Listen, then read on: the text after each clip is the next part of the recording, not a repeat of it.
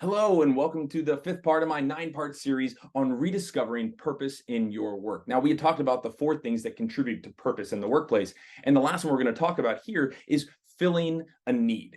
See, everyone wants to know that they're making an impact, and we want to know that it matters to the people that we're actually affecting. And so, what I want to do here is provide you with a little story. So, years ago, I was waiting outside of my hotel in Tucson, Arizona at 4 in the morning for an Uber to pick me up. Now, as I waited, the Uber pulled up and she rolled down the window. And having done my research on my phone before, I knew her name. So when she said, "Are you Joshua?" I quickly responded, "Are you Gabriella?" And she goes, "Yes, get in." And then I said, "Can I sit in the front?"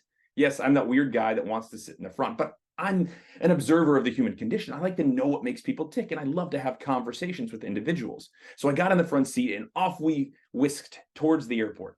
Now, I start with my first question. My first question is always about what they're doing when they're not driving for Uber, because we know anybody that drives for Uber is doing it as a side hustle, right?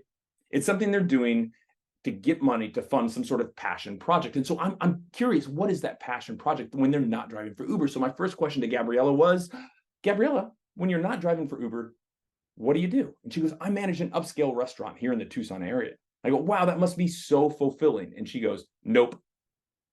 She absolutely shut down my line of questioning. And she must have seen that I was dejected because my head's like towards my lap. I was like, I don't have anything else to say to this woman. And then she goes, "Actually, what I'm really passionate about is driving for Uber."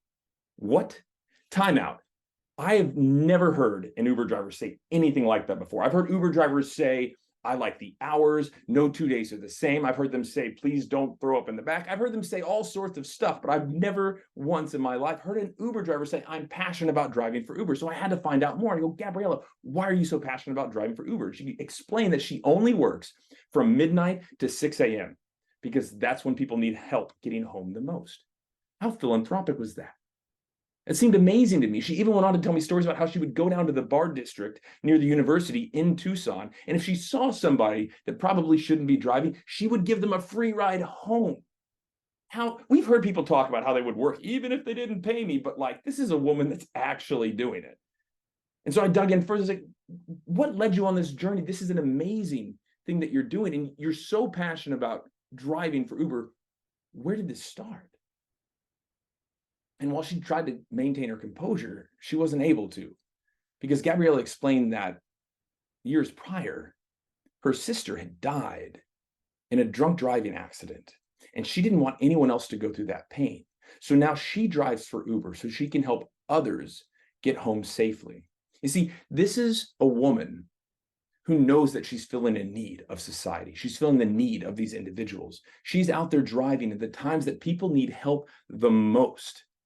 See, Gabriella has a deep sense of purpose behind her work because she realizes the need that she's filling. She knows that she is positively impacting the lives of the people that are depending on her. And every single one of us can do that. We don't need a tragedy in our lives to realize that we're filling a need. We just need the ability to see beyond the current project, the current issue, and to look towards the deeper impact that we're making in the lives of others.